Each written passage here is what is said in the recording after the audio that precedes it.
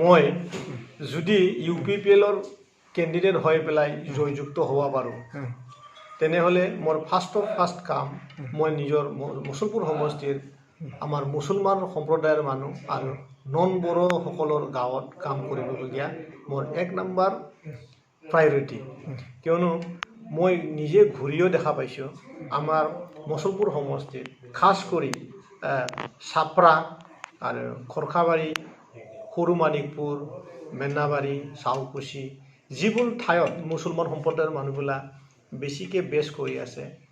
মই নাজানো কিহৰ কাৰণে সিহঁতৰ গাঁওবিলাকক ইমান বেয়া কৰি ৰাখিছে। মই নিজে যেতিয়া গৈছিলোঁ মই আৱেগিকো হৈ গৈছিলোঁ।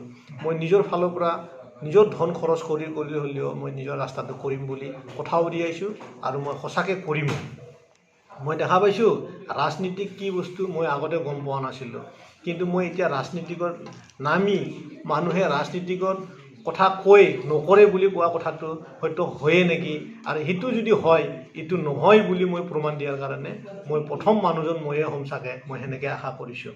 যিয়ে নহওক আমাৰ মুছলমান বুলি নহয় আমাৰ বড়োসকলৰো একেই অৱস্থা, আৰু লগতে আমাৰ নন বড়ো গাঁওবিলাকতো খালি ৰাস্তা বুলি কোৱা নাই মই, যেনেকৈ চেল্ফ যোনটো জীয়াই থকাৰ কাৰণে যোনটো ৰাস্তা লাগে, জীয়াৰ কাৰণে যোনটো ব্যৱস্থা কৰি দিব লাগে, তেনে একো ব্যৱস্থা কৰি দিয়া নাই, যাৰ কাৰণে নন বড়ো জন্ম পাইছে বুলি সিদিনাখন যেতিয়া মই কেম্পিঙত ঘূৰিছিলোঁ তেতিয়া মোৰ অনুভৱ হৈছে।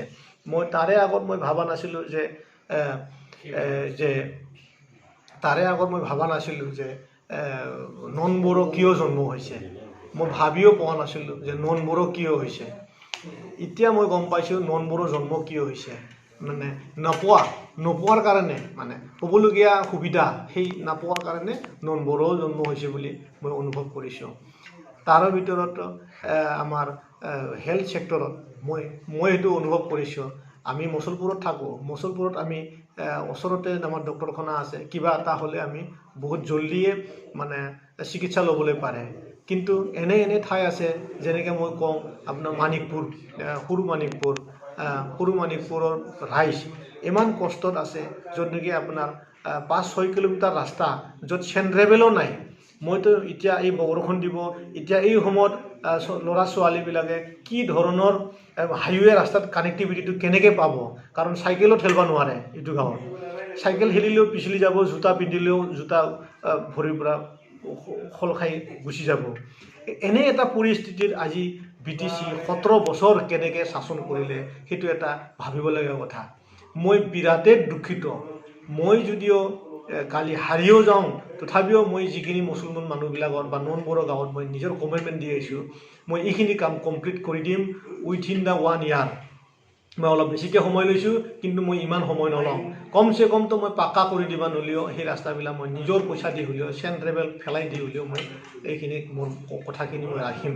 আপোনালোকে দুখ নকৰিব, কাৰণ এইকেইদিন মই আপোনালোকৰ সময় দিব পৰা নাই, আৰু আপোনালোকে মোক ওচৰত পাই থাকিলেহেঁতেন গম পালেহেঁতেন যে ৰাকেশে ঠিকে আছে বুলি বা ঠিকে আছে না নাই। কিন্তু এতিয়া আমি দূৰে তথাপিও আপোনালোকে মনৰ পৰা দূৰ হৈ নাযাব, আৰু ময়ো আপোনালোকৰ দূৰত নহয়, মই ওচৰতে আছোঁ আপোনালোকৰ।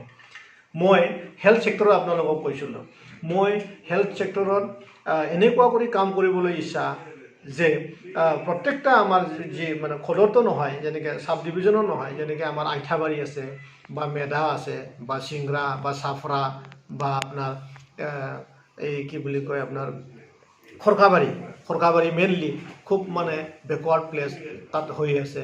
সেইবিলাক ঠাইত যাতে এখন এম্বুলেঞ্চ বা এটা নাৰ্ছ দিয়া এটা ব্যৱস্থা কৰি দিলেহেঁতেন, সেইটো মোৰ অন্তৰত খুবেই বাৰ খুব মাৰি আছে। কাৰণ এতিয়া মে' জুন মাহ আহি আছে, এই মে' জুন মাহত দুনিয়াৰ মেলেৰিয়া বা অন্য ধৰণৰ ভাইৰাছবিলাক মানুহক চাথ দিব। এনে লকডাউন চলি আছে, সেই সময়ত আকৌ এনেকুৱা এটা দুৰ্যোগ এটা আহি আছে। তো ৰাইজ, মই যদি UPPLৰ পৰা জিকি যাব পাৰোঁ তেনেহ'লে আপোনালোকে মই যিমানখিনি কথা কৈছোঁ কমচে কম সেইখিনি কথা আপোনালোকে নিশ্চিত থাকক। জিকিলেতো মই বহুত কৰিম, যদি জিকিব নোৱাৰোঁ তথাপিও আপোনালোকক মই যিখিনি কথা কৈছোঁ মই সেইখিনি কৰি দিম। আমাৰ মুছলপুৰতো সদৰ হিচাপে আমাৰ এতিয়ালৈকে বহুত মানে এডুকেশ্যন ষ্ট্ৰাকচাৰ হ'বলৈ বাকী আছে। আমি যেতিয়া UPPL দলত আহিম, মচলপুৰটো মোৰ নিজৰ ঠাই, মচলপুৰৰ কাৰণে মোৰ পুৰণি বহুত আছে। মই জানো ইয়াতে এটা আজিলৈকে ডিগ্ৰী কলেজ এটা হ'ব বুলি কয়, আজি 10 বছৰ ধৰি ডিগ্ৰী কলেজ এটা মানে নহ'লগৈ মানে। আৰু লগতে মানে আপোনাৰ গাৰ্লছ মানে কলেজ, গাৰ্লছ ডিগ্ৰী কলেজ হোৱা কথা আছিলে, আজি 10 বছৰ ধৰি আমি শুনিয়ে থাকিলোঁ, সেইটোও নহ'ল। কিন্তু মই যেতিয়া শাসনত আহি মই জানো ক'ত কি হৈ আছে, ডিগ্ৰী কলেজ কিহৰ কাৰণে হোৱা নাই বা কিহৰ কাৰণে ক'ত ৰখি থাকিলে ফাইলটো মই গম পাওঁ। আৰু মই যদি জিকি যাওঁ, মই বহুত জলদি সেই চব কাম ইমপ্লিমেণ্ট কৰাব পাৰিম বুলি মই আশা কৰোঁ। গতিকে ৰাইজ, আপোনালোকে অহা ইলেকশ্যনত যেতিয়ানে মানে আমাৰ চৰকাৰে ঘোষণা কৰিব, অহা ইলেকশ্যনত যাতে আপোনালোকে মোৰ কথাটো অলপ চিন্তাধাৰা কৰি যাতে ইলেকশ্যন ডেট ঘোষণা কৰাৰ পিছতে আপোনালোকে চবে মানে খুব মানে জোচ মানে একদম খুব স্পিৰিটত ৰাখি পেলাই যাতে UPPL দলক জিকাৰ ব্যৱস্থা কৰে, তাৰ হয় মই খুব অন্তৰৰ পৰা আপোনালোকক মানে অনুৰোধ কৰিলোঁ।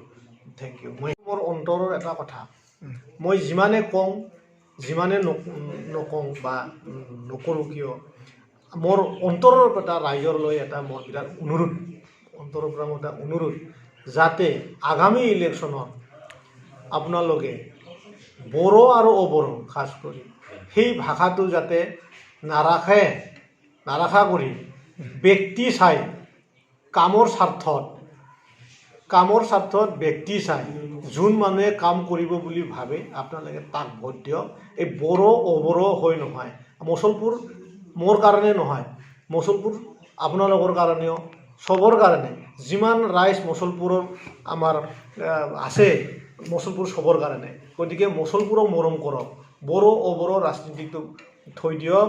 এইটো মোৰ হৃদয়ৰ পৰা এটা অনুৰোধ, আপোনালোকে ব্যক্তি চাই ভোট কৰিব। আৰু এটা কথা, মোৰ হৈ এটা অপপ্ৰচাৰ চলি আছে যে মই মচলপুৰৰ মানে কাৰাপ্টেড কণ্ট্ৰেক্টৰ, মোৰ কাম হোৱা নাই বা কাম নকৰা কৰি পইচা ওলাই খাই, সেই কথাৰ ওপৰত মোৰ দুই আষাৰ ক'বলগীয়া আছে। যোৱা 2 দিন আগত মই এটা আমাৰ অনসুমৈ খুংগুৰ বড়ো আমাৰ BPFৰ EM ছাৰৰ 2 আষাৰ কথা শুনিলোঁ। মই আপোনালোকৰ চেনেলৰ মাধ্যমেদি মোৰ মানে ক্লিয়াৰিফিকেশ্যন দিবলৈ খুজিছোঁ। মই কাকলৈ বোকা চুতীয়া ৰাজনীতি নকৰোঁ, আৰু মই ইণ্ডিভিজুৱেলি কাকো আজিলৈকে বেয়া কথা কৈ পোৱা নাই আৰু নকওঁ। মই বৰিমুখ আৰু আইঠাবাৰী কামত এই কাম মোৰ নহয়। মই বৰিমুখৰ ৰাইজলৈ আপোনালোকক এটা অনুৰোধ, আপোনালোকে ভেৰিফাই কৰক যে মই এই কামত কি ইনভলভমেণ্ট আছে। আৰু হাৰি ভাঙাটো বৰিমুখ এটা ৰাস্তা আছে য'ত হাফ ডাউন কাম চলি আছে, সেইটো ৰাস্তাও মোৰ নহয়। সেই ৰাস্তাটোৰ লগত মোৰ একো ইনভলভমেণ্ট নাই। হয়তো এটা কথা হ'ব পাৰে যে মোৰ গাড়ী ঘোঁৰা চলে, মোৰ নিজৰ ব্যৱসায় আছে, হয়তো মোৰ মেনেজাৰে এইবিলাক বস্তু হয়তো ক'ৰবাত বিক্ৰী পাত্তা হ'ব পাৰে, মোৰ গাড়ী ক'ৰবাত কেতিয়াবা দেখা পাব পাৰে। সেইটো লৈ পেলাই আপোনালোকে মোৰ ৰাকেশ ব্ৰহ্মৰ কাম বুলি নাভাবিব। আপোনাৰ যদি কিবা এটা আছে মোক আহি আপোনালোকে সোধক। আৰু কোনোবা ৰাজনীতিক লিডাৰে 2 আষাৰ নোহোৱা নকটা কথাটো ক'লে আপোনালোকে বিশ্বাস নকৰিব, কাৰণ মই সেই টাইপৰ মানুহ নহয়, মই সেই ব্যক্তি নহয়। আপোনালোকে আহক, আপোনালোকে আহি মোক সোধক কোনটো ৰাস্তা মোৰ, কোনটো ৰাস্তা মই কাম কৰা নাই, কোনটো ৰাস্তা মই পইচা খাইছোঁ। মই আপোনালোকক এইটোৱে এচুৰেঞ্চটো দিব পাৰোঁ যে মোৰ মচলপুৰ সমষ্টিৰ ভিতৰত আজিৰ ডেটত মোৰ এটাও কাম নাই। ছিংগল যদি আপোনালোকে কাম মোক দেখুৱাবলৈ পাৰে, মই আজিয়ে আপোনালোকে যদি মোক দেখাব পাৰে, মই আজিয়ে আপোনাক UPPL দলৰ পৰা মই ৰিজাইন দিম বুলি আপোনালোকক মই আজি গৃহ বিশ্বাসেৰে ক'ব পাৰোঁ। গতিকে ৰাইজ, আপোনালোকে কোনোবা লিডাৰ কোৱাত নাযাব। গতিকে আপোনালোকে আহি চিধা মোকে আহি সুধিব। ৰাইজ, মই সিমানে কৈ আপোনালোকক আজি ধন্যবাদ দি মই এৰি দিওঁ।